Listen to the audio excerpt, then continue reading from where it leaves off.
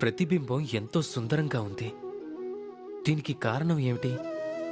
నా రూపం సుందరంగా ఉందా, లేక ఈ జలం స్వచ్ఛంగా ఉందా?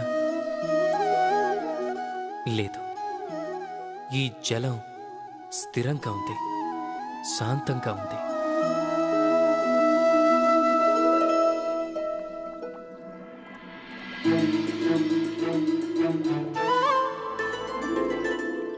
మీకు అంతరం కనపడుతుందా? జలంలో మార్పు లేదు, రూపం కూడా అదే. కానీ ఇది స్థిరంగా లేదు, శాంతంగా లేదు. ఆ కారణంగానే నా ప్రతిబింబం ఇందులో చూడలేకపోతున్నాను. కోపం వలన కూడా ఇదే జరుగుతుంది.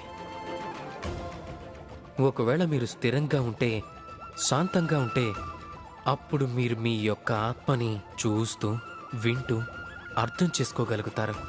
కానీ ఈ కోపం ఈ ఆత్మ పిలుపుని పూర్తిగా కమ్మేస్తుంది. అందుకే మీ కోపాన్ని అదుపులో ఉంచుకోండి. లేదంటే మూర్ఖత్వం వల్ల జన్మించే ఈ కోపం అనేది మిమ్మల్ని పశ్చాత్తాప అంచుల వరకు తీసుకెళ్లొచ్చు. రాధాకృష్ణ.